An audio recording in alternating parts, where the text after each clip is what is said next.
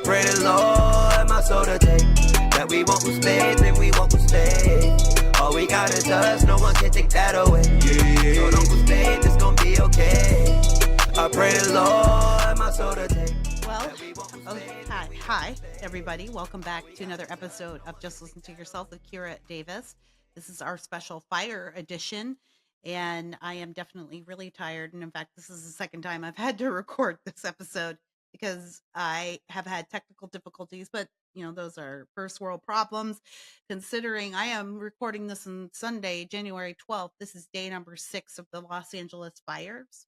I'm in Orange County. My family and I are safe, and we are pretty far from the flames, but all of the Southland is under the not evacuation warning, excuse me, what we call red flag warning, which is high winds warning. So the winds that you saw on Tuesday when the fires began, that basically wiped out all of Pacific Palisades. I mean, it's almost all gone.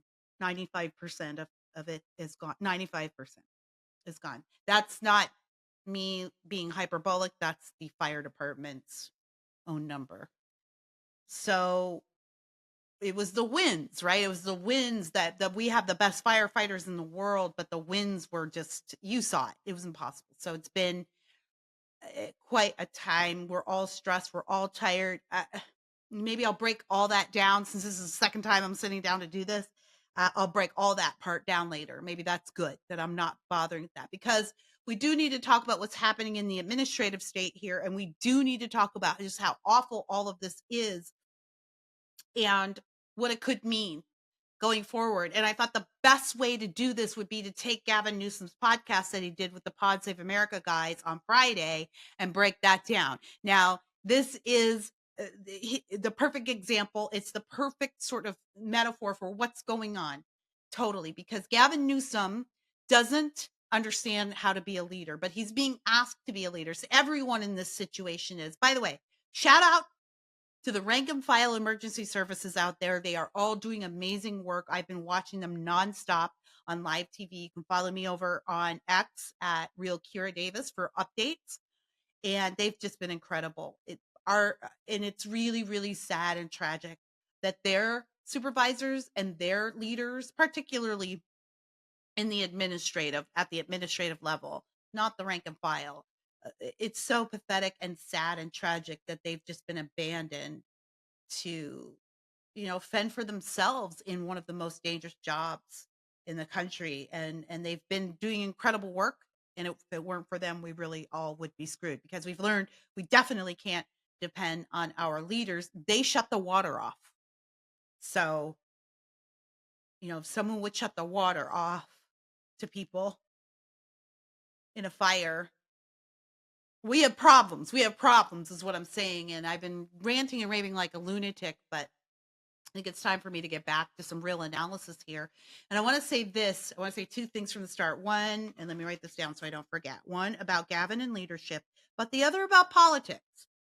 So I've been getting, and a lot of my friends have been getting criticism. It's not just me, from people saying, don't make this political. You're making this political. LA is still on fire. Why would you make this political? And my thing is it is political.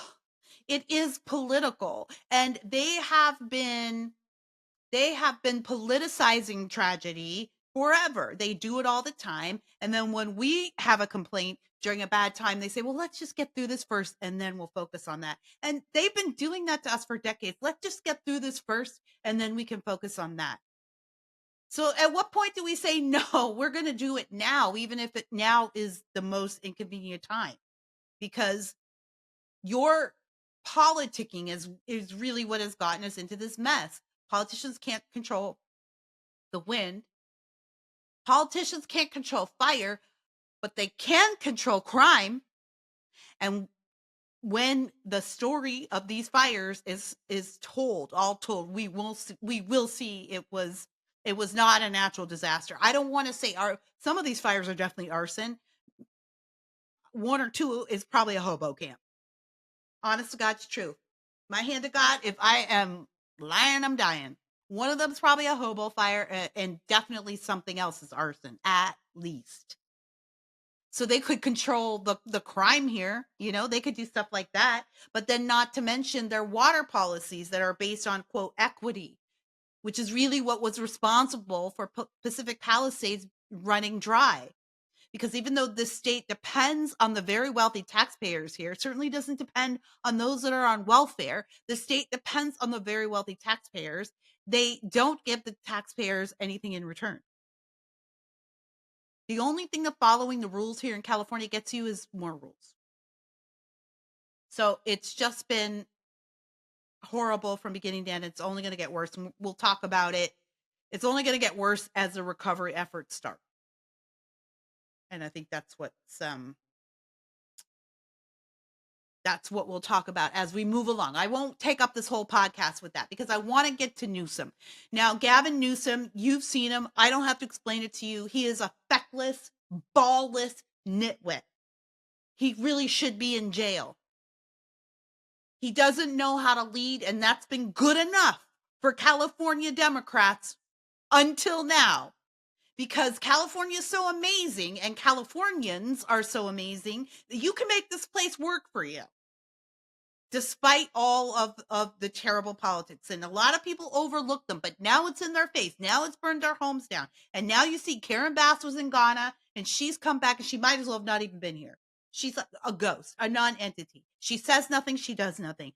Same with Newsom. He comes down here for 5 minutes and what does he do? Waves his hand around, sticks his hand in his pocket. This is a local problem. I don't know. I don't really know what I can do. And everything he does makes it worse. Why? Because he doesn't know how to lead. And he's letting his Gen Z interns advise him. Newsom, Gavin, you should stop doing that. Stop it. Stop taking advice from those people. They don't know anything. They don't have any perspective on life. That's how Camelot got that stupid man ad, right? The real men vote for Camelot. And it was like a computer generated these images of men. It's like, ask a computer what it thinks a real man looks like. Well, that was an ad that was made by Gen Zers who grew up with a non-binary mom and no dad. Like, these people have no life experience. They can't help you, Gavin. Stop taking advice from them. So I know exactly what happened. Let me tell you before we break this down. Because Gavin went on Pod Save America on Friday, and this is what happened. I promise you, I would stake my savings account on it. Gavin is freaking out. 2028 is pretty much gone by this point. There's always room for a miracle, but by this point, it's gone. He's trying to salvage whatever is left of that promise. What do I do? What do I do? Well, what did Trump do? One thing that Trump did that was really successful is he went on a podcast. And you should go on a podcast because podcasting is the future. Never mind that Gavin has his own podcast. Gavin Newsom has a podcast, everybody. It's called Politicking with Marshawn Lynch. That's another brilliant move his Gen Z interns decided he should do, start a podcast as he runs up to 2028, because that'll make him more relatable. It's terrible. That'll make him more relatable. It's awful. It's awful. He's terrible. You can tell Marshawn Lynch doesn't like him. He has nothing to say. He's an empty suit. He doesn't have a personality. So to put him on a podcast and expect him to be interesting, this is why he didn't go. So anyway, here's the conversation, because this is why that podcast wasn't Joe Rogan, which if you're going to go on a podcast, it should be Joe Rogan. And Rogan would have had Newsom. He surely would have. But instead, his interns say, well, that's what Trump did. So what did Trump do? He went on the most popular podcaster. Now we got to have our own liberal Joe Rogan, forgetting that Joe Rogan is the liberal Joe Rogan, and they drove him out of the left. Well, so what do? They go to Pod Save America, which is like 10 years ago, 5 years ago, it used to be one of the biggest podcasts in talk radio in liberal politics. At this point in the game, it's basically a zero. There are hundreds of podcasters, YouTubers in politics alone who have put Pod Save America in their dust. Like, a lot of you didn't even know what Pod Save America was, but you know who Joe Rogan is. So, but that's still the mindset they're operating in. They're the Republican Party in 2008, where Republicans didn't get that the internet was a thing and social media was a thing. They didn't understand it. They didn't use it right. They're that. And so then they said, well, Joe Rogan, he does his in a very informal atmosphere. It's just kind of a studio, like out back in his house or something. That's what he needs to do. So in this video, Gavin, they flew Jon Favreau, the host of Pod Save America, not the filmmaker. He's the host of the podcast. Flew in from, I guess he's from DC, I think, to do this quickly. Now, you have to understand, they're in a trailer. This looks like a work trailer. There's a plastic folding table and chairs. They've set up 2 microphones and a computer. It just looks like a construction trailer.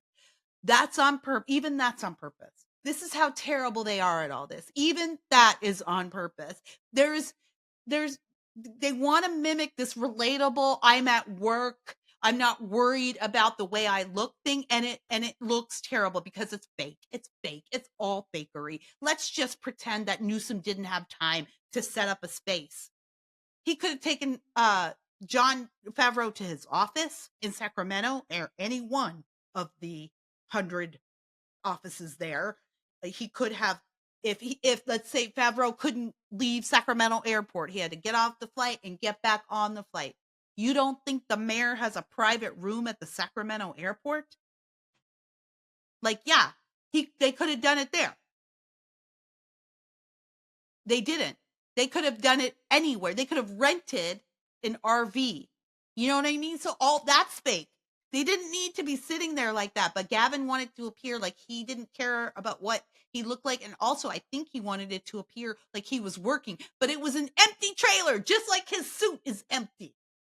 By the way, I'm pretty sure it's the portable trailers behind the Capitol in Sacramento. Just what you add, the extra workspace that they add because there's not enough in the physical building. I think that's where they are. So Favreau had to drive past all kinds of fancy places to set that shot up. Like it's AstroTurf from beginning to end. Just truly incredible. It's Newsom trying on his dad's shoes. He's trying to be Trump, and he doesn't know how to be Trump because he doesn't know how to be a leader. He has to pretend to be a leader. And what does a pretend leader do? These things. It just copies what other people are doing. So I thought breaking down this podcast would be a great opportunity to talk about all of the things that have been going on and explain it while keeping it honed in on politics, because I'm very emotional and I got a lot going on and I don't want to pull away too much from focus because I know I'm going to probably have to have a lot to say about this. So what we're going to do is we're going to play Gavin's interview with Jon Favreau, his fake AstroTurf interview. And I'm going to try to be disciplined enough to let it run for a few minutes at a time rather than interrupting constantly. Otherwise, we'll be here all day. But this is Gavin Newsom calling in Favreau. He's thinking what's the best way. Again, I want you to as you're listening or watching to this, have this framework in your mind. This man has just left the scene of devastating fires in which there are some pretty big political blunders that have been made by his party, not by Republican, by his party. Huge mistakes by the party that he leads in the state. And now he's gone back up to the comfort of Sacramento and he's doing a podcast. And I want you to focus on what his focus is during this podcast. It's Friday as he's giving this. So Tuesday was when 95% of Pacific Palisades went up in flames. This is Friday, him talking to Jon Favreau. So keep that framework in your mind as we move through some of this. All right, here we go. Rebuilding effort that's to come. And we talked about people's frustrations and hopes who are dealing with the devastation from these fires. Here's my interview with Gavin Newsom. Governor Newsom, welcome back to Pod Save America. Good to be with you under difficult circumstances. Very. We are recording this Friday afternoon at the command center in Malibu. Just before we started recording, you invited Donald Trump to come here to Los Angeles, see the devastation. You said the hundreds of thousands of Americans displaced from their homes and fearful for the future deserve to see us all working together in their best interests, not politicizing a human tragedy.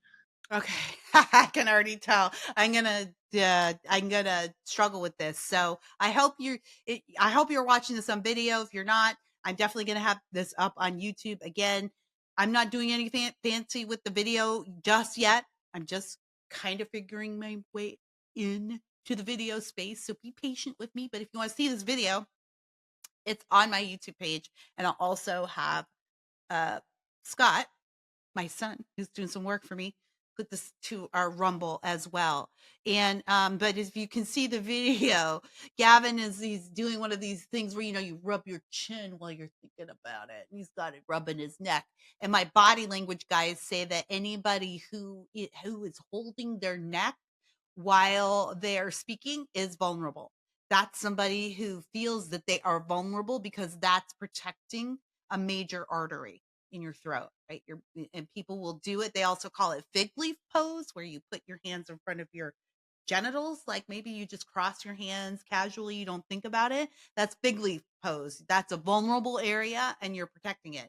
So he's already exuding vulnerability, and not in the kind of emotional way, but in the kind of way of like, I'm exposed here. And spreading disinformation from the sidelines. So this is after Trump blamed you for the fires. He says it's the fault of water mismanagement. Your initial response to that was, I have a lot of thoughts and I know what I want to say. I won't. Yeah. It seems like you're trying to walk a very fine line here, extending an open hand to Trump as you signed your letter, but also calling him out for spreading disinformation. Is that because you have concerns that he might withhold disaster assistance when he becomes president? He's been pretty straightforward about that. He's tried to do it in the past. He's not just done it here in California. He's done it in states all across the country. I mean, he did it in Puerto Rico. He did it even in Utah. He did it in Connecticut. In other states, Georgia, he got upset and withheld emergency dollars in 2018, even before I was governor of California. He tried to withhold money down in Orange County until apparently a staff member, and this has been well reported, staff member said there were a lot of Trump supporters. Then he decided to change his mind. And so the rhetoric is very, very familiar, and it's increasingly acute. And obviously we all have reason to be concerned about it. What's the disinformation? All right. That's 2 minutes and 54 seconds into this thing. As he is speaking, people are burning. As he is speaking, people are burning. As he's talking. And he hasn't said, this is the beginning of this podcast, and he hasn't said anything to those people. The whole thing, disinformation, Trump, Puerto Rico, withholding our funds. It's funny how he talks about that, how Trump wants to withhold our funds, and he never says why.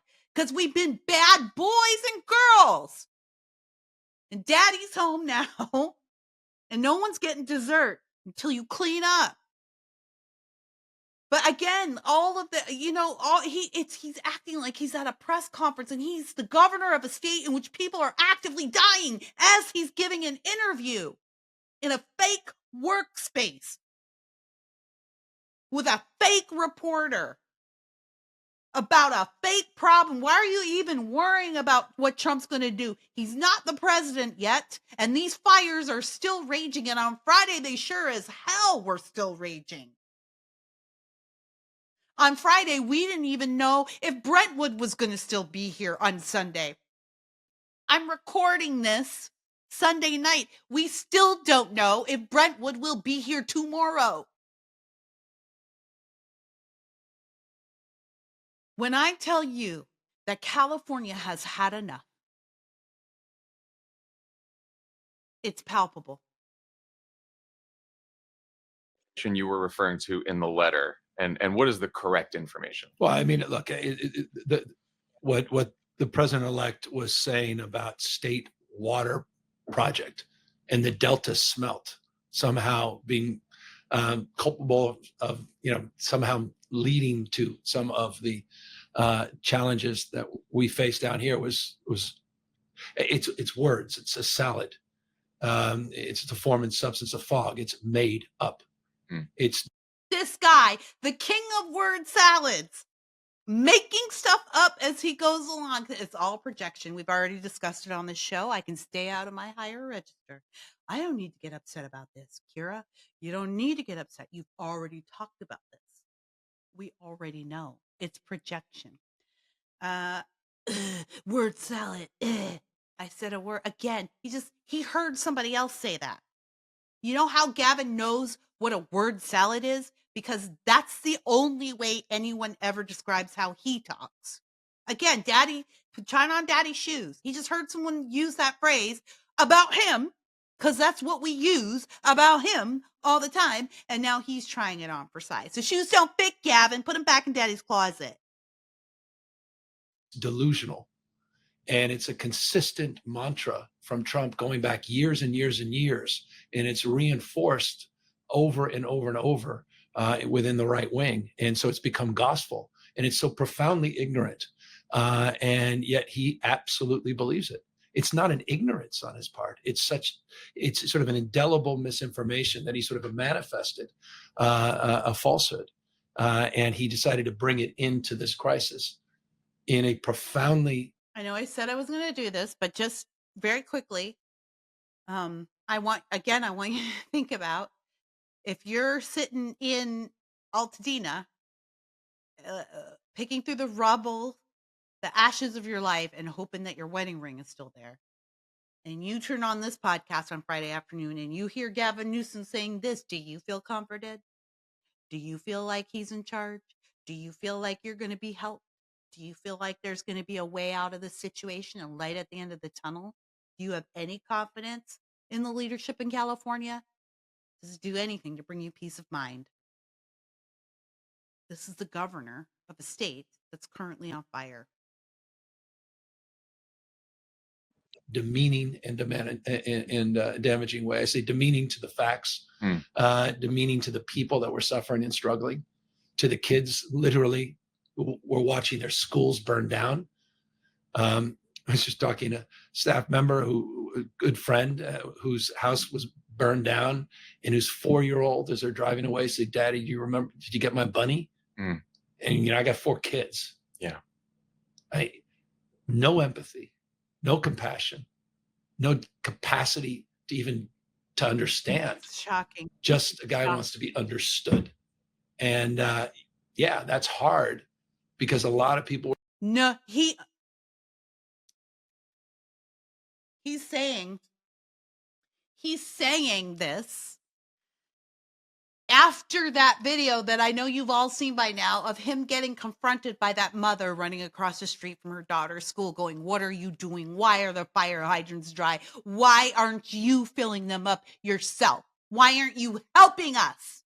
And then he has the nerve to go in there and sit in front of John Favreau and say, "Oh, Trump has no compassion."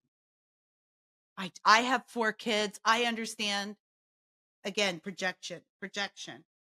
This guy is never going to be president. You're never going to be president, Gavin. You're never going to be president. I know Americans have a real short memory, but Californians are not going to forget this. And we'll make sure the rest of America has all these images in their mind when you try to step up in 2028. We'll make sure your donors get T-shirts of you smiling in front of that poor family's burning home while you tell Anderson Cooper it's a local issue. Oh, I've already got that still image, honey. It's going on a T-shirt, and it'll be a campaign shirt. You cooked. You are cooked. Were misled, and it's, I think, led to a lot of finger pointing and consternation at a time when we're quite literally, and I say literally because second before I was here, I just got the latest briefing, we're bringing cadaver dogs out there in some parts of the fire where people are still potentially missing, and we've already lost 11 lives. Yeah. People are devastated in Los Angeles. They're scared. They are angry. Some of that is directed at local officials, state officials, Yeah, you. of course. We talk about how some of that anger is based on, inaccurate information from Donald Trump and others. But from your perspective, is there anything the state of California could have done to be better prepared for a fire like this? And is there anything the state could have done better or faster in responding? Well, you always have to have some humility and grace as it relates to that question. And I'm very self-critical in that respect. And so we, in every incident, do an after-action report, and we will take a sober and reflective look at that. But let's just look at the facts. Just in the last few years, I've been governor. We've close to doubled everybody. We'll look at the we're going to take a investments in CAL FIRE, the state look again. state firefighting force. Close to double the number of personnel. We've increased the size of our aerial fleet by 16 new helicopters. We were finally able to get from the Pentagon 7 C-130s. We got the first one up there. You saw it up there in the CAL FIRE flag on this. Again, body language alert. This is, his hands are clasped together. His shoulders are up in a shrugging position, and he looks like a little kid. When I'll push this out through my Substack, and I'm just going to take still shots of it so you can see this as well. He just looks like a little kid in there. I think it's very helpful to watch things with the sound off, because people say more with their bodies than they do with their mouths. And if you look at these people, they are not only are they not in charge, they're scared. Again, the people are burning right now, and here he's shrugging his shoulders. Look, I don't know what everybody's saying. We haven't. LA's on freaking fire as he's talking, and he's making excuses as to why they absolutely did have everything they needed. And we'll file an action report when this is all over. Hopefully, somebody will be left alive in LA to co-sign that action report. Fire. We had pre-positioned Saturday, our state office of emergency service. We all got together before this event, days before the event, and we agreed to pre-position in 6 counties here in Southern California, hundreds and hundreds of assets. Let me be specific about that. On Sunday, we had 110 engines, hundreds of personnel, specialty crews, dozers, water tenders, helicopters. We pre-positioned them strategically in multiple counties. And because we had pre-positioned them, they were first on the scene. Many of these people supplementing the resources of this local fire department, dealing with overwhelming winds in this overwhelming fire that I happened to be present at within its first few hours, and saw firsthand the hurricane winds and the embers going as far as 2 miles. That was overwhelming for the thousands of people that were down there fighting them concurrent, not just here in the Palisades, with the fire out there at Eaton and some other fires, 5 current active fires that we're dealing with today, 12,000 personnel currently working, 175 engines that have come from 5 different states. We have people from around the world offering resources, notably from Canada and Mexico, and we're putting everything we have in. You just sent a letter telling LA and LA County officials that you're directing the state to investigate the causes of lost water supply and water pressure during the fires. I believe there's also a large reservoir in Pacific Palisades, the San Ynez Reservoir, that was closed for repairs during the fire. Local officials have said the demand for water was just too great to maintain the pressure in the hydrants, especially since aerial water support wasn't available immediately due to the high winds. Do you not believe that explanation? No, it may be the absolute explanation, but there's so much mistrust and finger pointing. Let's just get the facts and let's get them out quickly. Let's stop the finger pointing. Let's just assess the truth. I'm not interested in who's to blame. I want to know what happened. He just sat there. It's a perfectly plausible analysis on the basis of personal experience with some of the biggest fires in U.S. history, the Tubbs fire, what happened at the Camp Fire, what happened in Maui, that you get systems that are completely tapped out and overwhelmed. They weren't designed for these level of fires. And so that explanation is the one that sort of almost, I won't say universally, but I bet if you talk to 9 out of 10 of the folks that are out here at the command, they would subscribe to that point of view. Others are saying, no, it was the pump that went down. It's the pipes. It was the electricity. So let's just get the facts. It's DWP that ran this system, and we want to make sure this never happens again. Do we need more redundancy? Do we need a harden? I remember I was mayor of San Francisco. We did a bond to significantly. He's smiling while he's telling this story. I am tired. I have been up for 4 nights in a row. All my friends, Mostly women were the worriers. All my friends have been up. My friends had to flee for their lives from this fire. Some of them don't know where their pets are. We don't know what's coming our way. Everyone is on high alert in 4 counties. 4 counties. We make up this is half the population of California down here that's terrified. We're under high red alert warnings until Monday. This guy's smiling. He's smiling while he's talking as if he's just at a press conference. Why do you think that is? I'll tell you why. It's something called Duper's Delight. Let's let Siri tell us what's Duper's Delight. Siri, what is Duper's Delight? Sorry if I, whatever.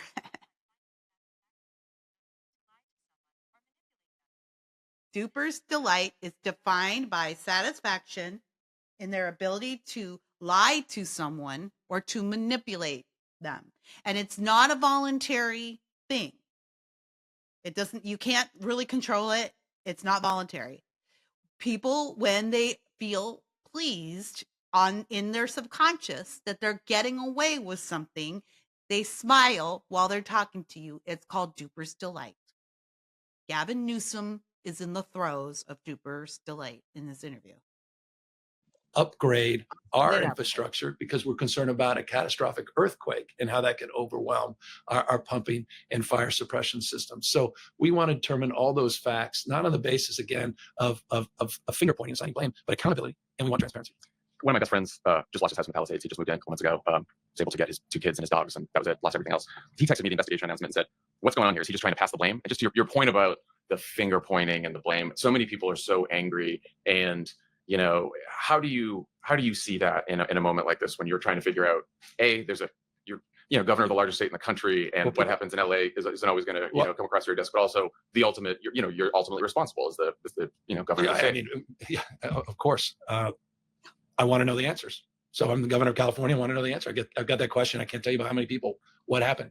On my own team saying what happened, and I want to get the answers. And I'll be candid with you, I want to get straight answers. Yeah. I watched the press conference. I met with some of those leaders. We had my team start talking to local leaders, saying what's going on. Our state, and you weren't getting straight answers from I was getting leaders. different answers.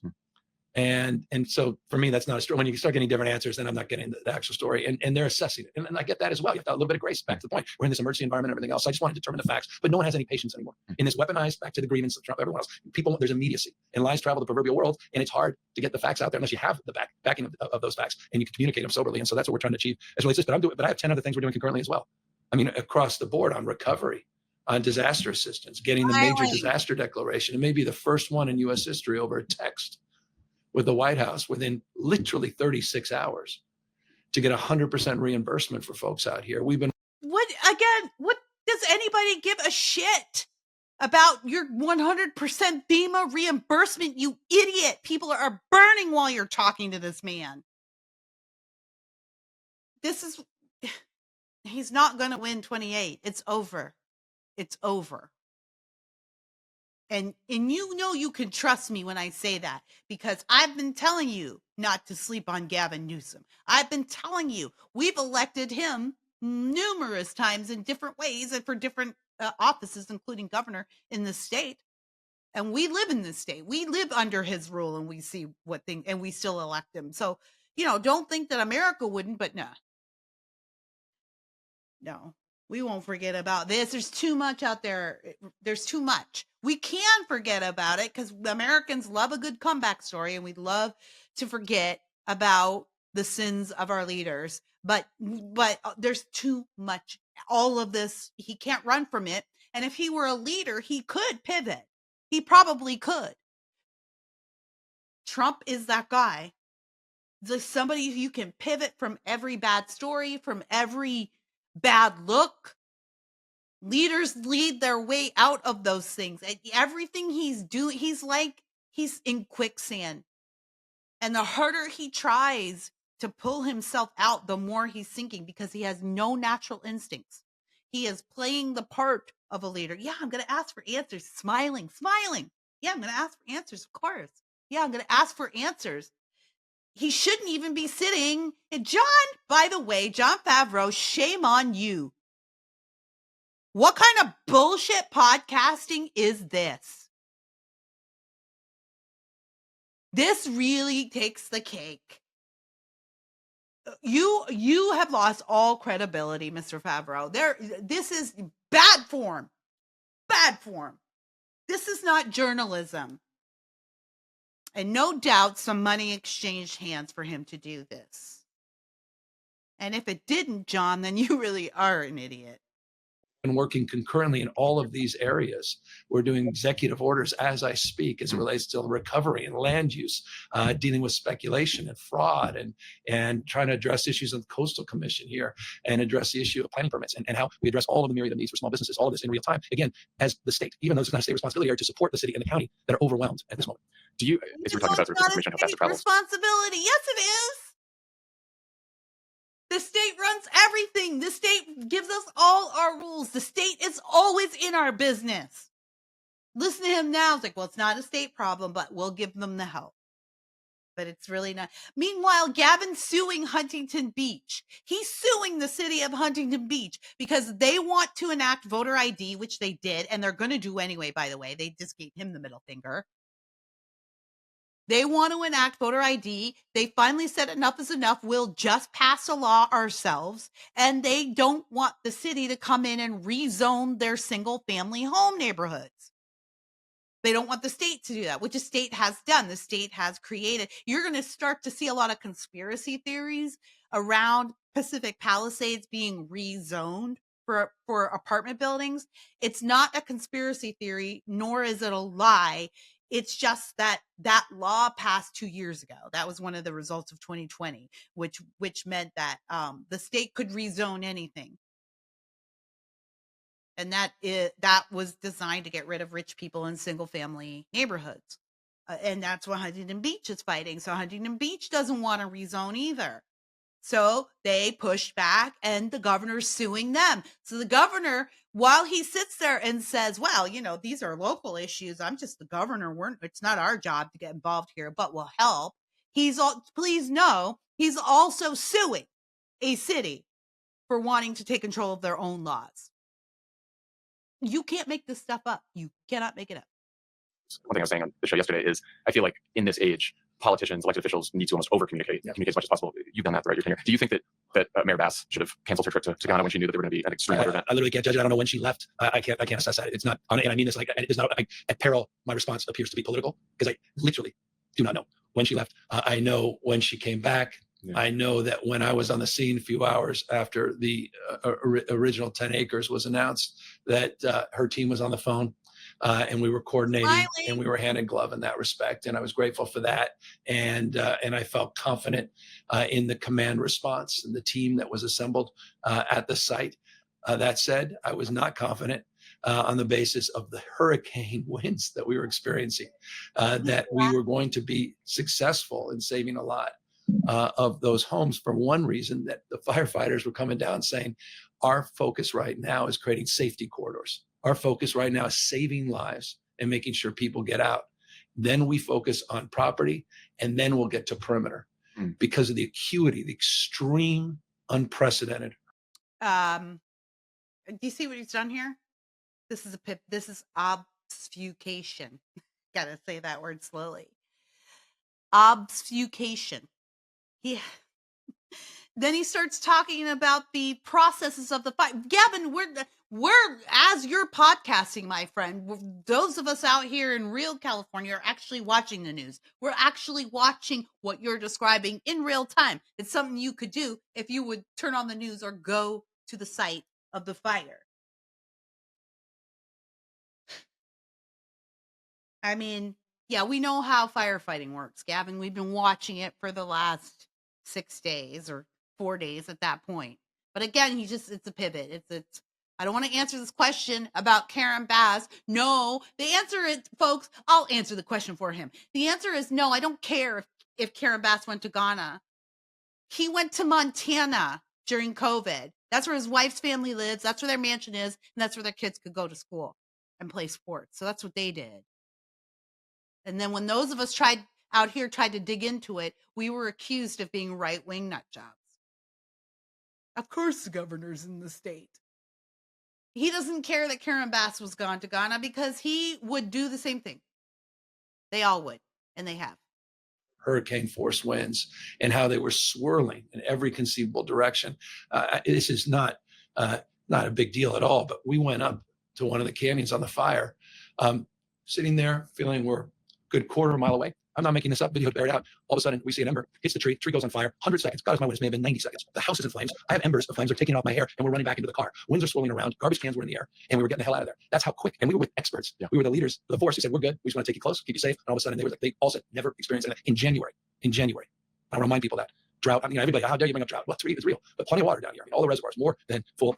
Though this one reservoir, this local reservoir, that's part of the inquiry. That was something that wasn't communicated originally. Right. That was one of the reasons, to answer the question of your friend and others as well, about getting straight answers that triggered me saying, enough. Let's get these facts and let's get them out today. Pod Save America is brought to you by Z-Biotics Pre-Alcohol. Nice Let's face it. After a night with drinks, I don't bounce back the next day like I used to. I used to bounce back a lot. You were great. I'm gonna have to. When you want to get the news out to the people who are dying, you definitely go on a podcast with ads in it. This guy, and they have the nerve to sort of hit the table. Oh, hang on, guys. My Firewatch app, Watch Duty app's going off. Let's see. Watch Duty app has been amazing.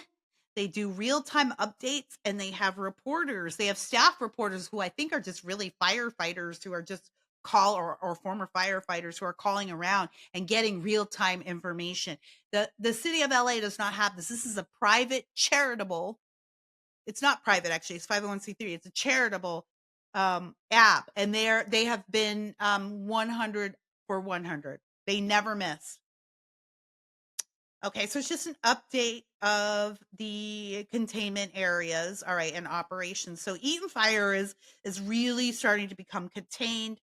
It's at 27% contained and 14,000. So that's the Altadena fire. That's one my friend was involved in, and they still can't go home. And a lot of them will never go home. Let's pass this ad break. All right, so that's what that was. All right, here we go. We got to go back to news. Newsom's continuing. And then we're all sitting there in our house and the emergency evacuation goes up and people are close to the perimeter and freaking out. And I'm like, how is that happening in 2024? Yeah, I mean, that's all. These are precisely the kinds of things. There are thousands and thousands of things that happen. Some big, some small. All right, Favreau, I'm not going to back this up. Who wants to do that? Favreau has asked him about those because everything is worse.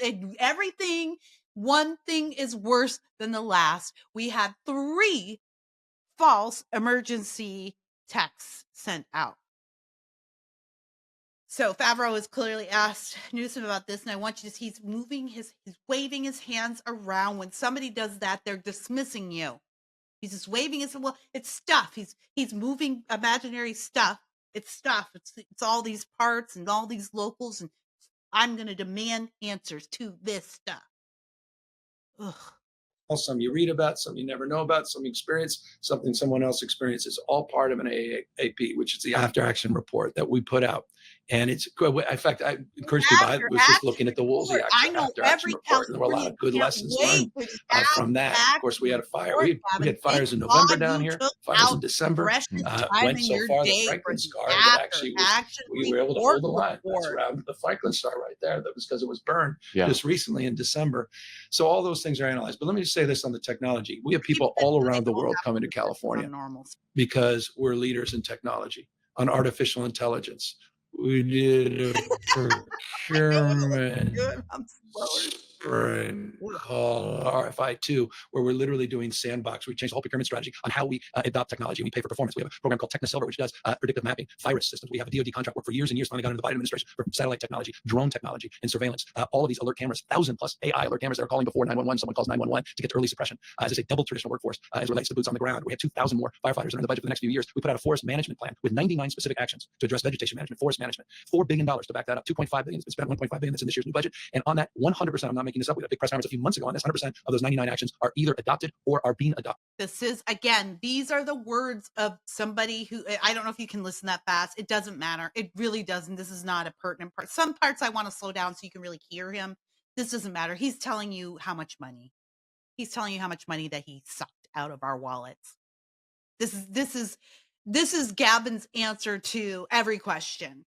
If anybody is like, well, what successes did you have? It's just, well, we got this much money. So when you tell them, you know what, 30%. It's not 30. It's not 30, is it? I wish it was. I think it's something like 12% of fourth grade African American boys in the state can read. Only 12%.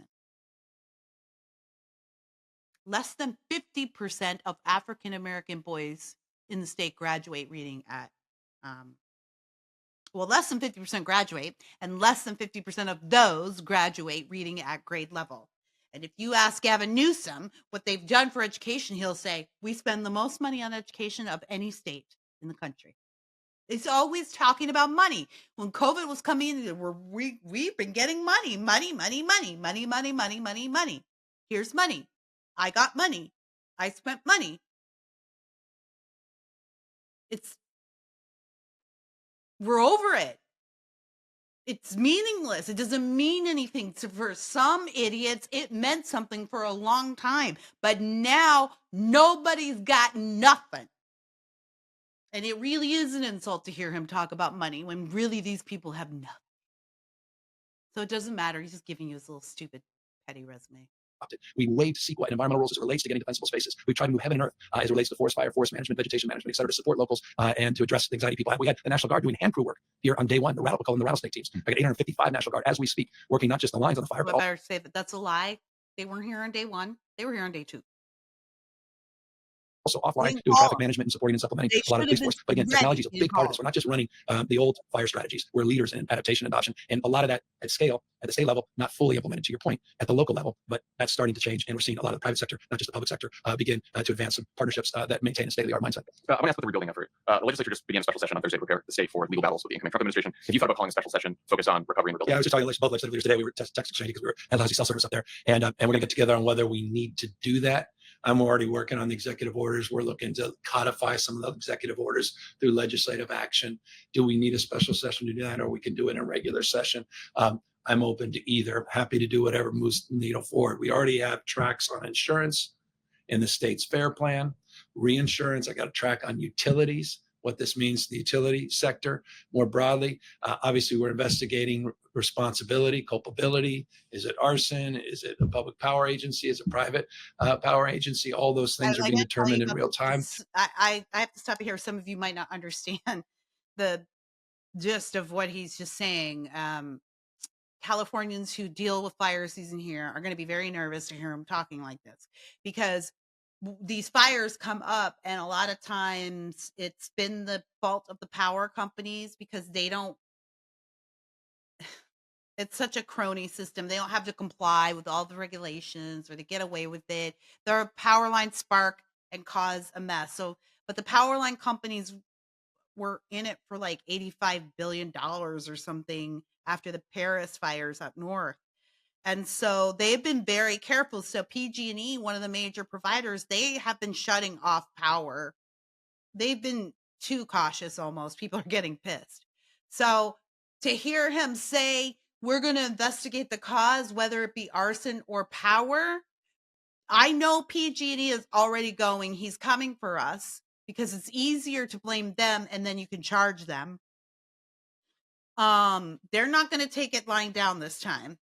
They're definitely not, because they did, for the most part, they did because they didn't want to get in trouble. So already he's signaling he's going to be playing some shenanigans with them. Of course it's arson. Of course it's arson. He can't deal with the arsonists because the arsonists are 100% from across the border. They're never not from there. So this is what this talk is, of like how we're going to, and listen to him talking about how I'm going to sign the executive. Again, I want you to remember, just frame that as he's speaking, people are still burning alive in Los Angeles. And he wants to talk about, well, we're going to remove the red tape to help people. So you don't really need the red tape. What's the red tape for then? If you can remove it and let people build, and you recognize that it stops people from making progress and having what they need, then why is it there in the first place? You know what I mean? All of this is getting laid bare, everybody. I'm definitely not going to depend on the Republicans to explain the things to folks. That's why I've taken it upon myself. You can go over to my Twitter feed, X feed, to see more, I did some videos, my Instagram. I did a video on the insurance market here and why it collapsed. It's not a conspiracy, everybody. It's Marxism. So if you want to know what they didn't get some memo ahead of time of the big weather machine, it wasn't like that. Believe me, if it was, I'd believe it. My tinfoil hat pointy. It's fine. Yeah. But no, it wasn't that. It's not that. We're just up against it. And these people. So Newsom's, he's just, again, We're working on a recovery posture as it relates to if an atmospheric river comes here in the next few weeks, floods and mitigations as it relates to hazardous waste, traffic management. All teams are running these parallel tracks in real time as again we're trying to suppress these fires. Palisades alone has something like $6 billion of insurance exposure under FAIR, California's insurance program, not nearly enough to rebuild those homes. Should the state step in and help finance the rebuilding of these homes, or do the homeowners have to do it So themselves? there was an estimate of 5.9 billion, which I think you're referring to. These are back of the envelope estimates. Wall Street Journal did some 57 billion. I mean, people haven't even been in. I mean, I just got an area and no one, trust me, been in. So I don't know how the hell you've assessed all the damage. It's scenario assessments, and there's damage happening in real time, but they're catastrophic. The number of buildings still estimated, it's well north of 10,000, 12, 15,000. I mean, it changes by the hour. Structures, and what's a structure? Is it a full home, or is it an ADU? Is it, what is exactly? So all that's going to be stress test. Here's the concern. You've got a market, insurance market all across the country, not even unique to California, that has been stretched and impacted by climate change. all right. Okay. He's moving into climate change. All right. I figured we'd get here. I just quick to point out that he's using a lot of words here, using a lot of words to say a lot of nothing. But you can notice that I mean, I know I have it sped up, but you'll notice that the pacing of it is a lot more smooth, and I'll slow it down. I'll slow it down to normal while he talks through this climate change part, because you're going to notice that the pacing is a lot more smooth. And that's because he's comfortable with what he's talking about. So earlier when he was talking about the fires and whose fault is it, and should Karen have gone to Ghana, and he's like, well, yeah, right? Doing all of that pausing and breathing and laughing and chuckling and hitching and not really getting to the answer right away. That's because he's not comfortable talking about that, right? Anytime he doesn't have details or real knowledge about anything, his sentences are short and choppy and iffy. So he's good. He's about to go right into where he's just like, this is his sweet spot, climate change. If there were, an Olympic sport for discussing climate change, this would be Newsom's gold medal match. Let's just begin. And the inability in some states like California to do climate modeling as it relates to rate structures as well. We made reforms in the last year to include climate modeling. We made some reforms, ironically, that just last week led to, and this is not my words, they announced because of the reforms, led to to a new insurer going into Paradise, California to reinsure people there that have already recovered and moved back in. So we're finally making progress on that. And obviously this is going to set us back. That said, Fair Plan has a reinsurance plan. It reimburses anywhere from 30 to 90%, depending on the size of the claim. There's a socialization as it relates to the Fair Plan. It's not a state plan. It's not a public plan.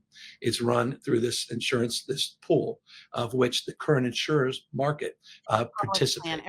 And so everybody, there may be a bleed into the plan. That's why our insurance market is a mess. They're doing it on purpose. They want us all in this public exchange. He's lying. Ugh. Pockets of those, and we'll see the impacts more broadly the rates across the state.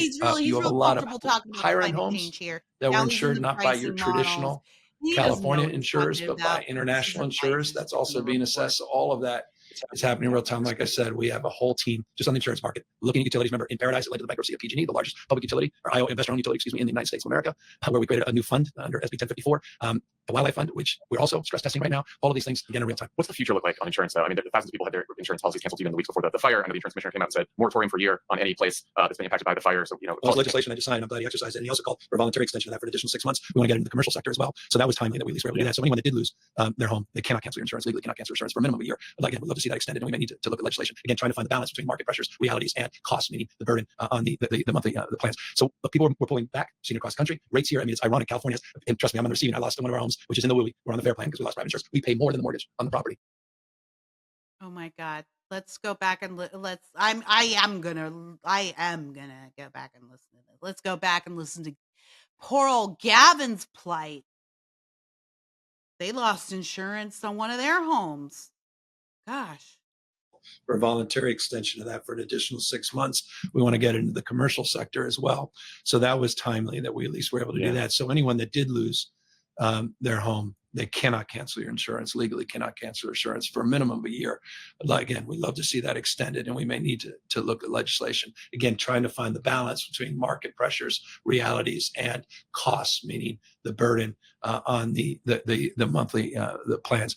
So look, people were pulling back, seen it across the country. Rates here, I mean, it's ironic. California has, and trust me, I'm on the receiving. I lost one of our homes, which is in the WUI. We're on the FAIR plan because we lost private insurance. We pay more than the mortgage on the property just for insurance, and it's significantly underinsured. WUI is Imagine, Gavin, if you made $14 an hour and just happened to be living in your grandmother's house that she bought in Pacific Palisades back when the beach was where poor people lived in 1950.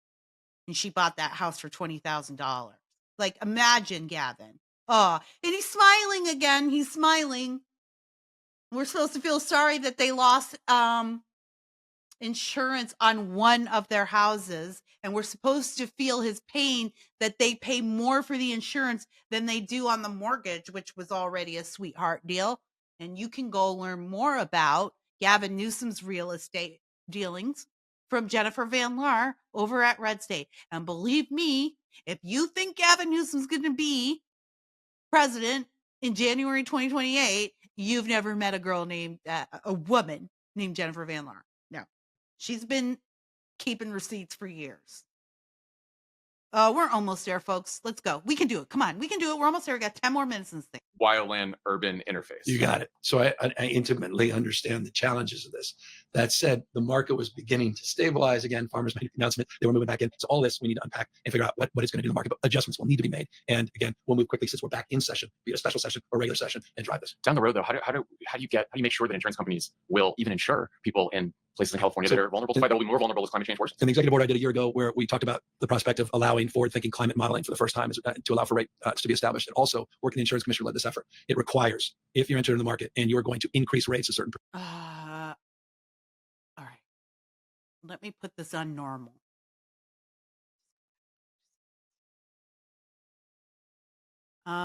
He's about to describe to you the Marxism. That's what I was trying to tell everybody. The Marxism of our insurance market here. So basically, what you're about to hear him say, I suspect, is going to fill in a lot of questions for you about why our insurance market is so crazy. Again, I know there's a lot. I know a lot of you want it to be whatever, aliens or whatever, and I'll believe anything. Like, I'll believe anything.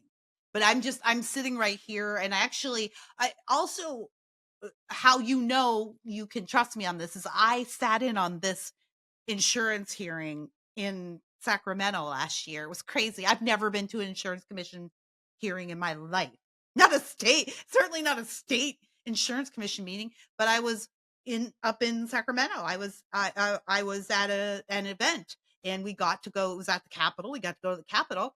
And my friend Lance said, you need to find a hearing that's going on and sit. It's always really interesting for political nerds, and I'm a political nerd. The only hearing that was going on during my day there was the insurance commission. So I was like, I rolled my eyes. I'm like, okay, fine. But this was the hearing where all of the brokers from across the state had come to beg the insurance commission to please fix this problem. And the term that one of the brokers used was Armageddon. And that was a year ago. And you can go to my Facebook feed, and you probably go to Red State. I wrote about it over at Red State even. And I said, these guys said that there's insurance Armageddon coming to California. Like, should we be scared? Turns out we should be. Take it from me. So let's play this. Let's see what he has to say. The insurance commissioner led this effort. It requires, if you're entering the market and you are going to increase rates a certain percent, that you have to insure within these WUI areas. So there's an actual prescriptive requirement that requires in return for any rate increases a comparable commitment to actually insure and not just run out of the market. So again, this is the balance that you've seen it all have a lot of throughout risk, the United States. Obviously in the South, the impacts of these hurricanes, places like Florida, the rates are off the charts. California's ironically are a little below the national average. No one feels that way. I certainly don't as a ratepayer. But this obviously is going to impact all that. Look, It's going to impact. We have tax collection issues, property tax issues. We're putting our budget together. Clearly, the IRS under a major disaster declaration is going to extend taxes. We'll have to conform with that appropriately in the state of California. So you go into budgeting a little differently with economic. This is a tentpole economy in the state, among the tentpoles, and which in a state that's a tentpole of the U.S. economy, the fifth largest economy, $3.86 trillion a year economy, where announcements quite literally in the next few days to specifically answer that question through the executive authority that's vested in me, and then get to work with the legislature in this legislative session. Last question. Do you have a message for people who have lost everything in these fires and who are scared and angry and frustrated and concerned that, you know, the state's going to forget them or leave them behind, or they're not going to be able to rebuild? That's not in our DNA. It's just not in our DNA. Maybe it's nature, nurture, 5 generations from San. I grew up in San Francisco. The flag of San Francisco is the phoenix rising. I mean, the San Francisco pre-1906 versus San Francisco today, we built back stronger, better, more vibrant, more dominant in every category. San Francisco is better than ever. San Francisco's better than ever. He's like, and I love his like humble brag. Look, I just don't know how to give up. He literally ran away from Los Angeles. He literally ran away from his constituents begging him for help and got into a limo and flew back up to Sacramento. He's like, I don't know. We don't run from anything. I'm sorry to skip that last 10 minutes, but even I can't do it. Every way, shape, or form, our spirit, sense of pride, purpose, mission. That's exactly what's going to happen down here. Is this what I mean, does? I told you, like this? The campfire, there was no way that was ever going to be repopulated. The fact that kids are back in school, we never turned our back on those folks. We'll never turn our back on the folks down here, not just here on the coast, but those folks and that very diverse community near Pasadena and Altadena and those communities that have been impacted by the Eden fire. We will be back. We have their back. I was with the FEMA director today. I want that disasterassistance.gov at disasterassistance.gov. Anyone that's been impacted, go to that. We've got this major disaster declaration. I said to the FEMA, no one's going to, you're not turning your back. I can't. Let's end this. Put me out of my misery. Yeah, we've been an hour.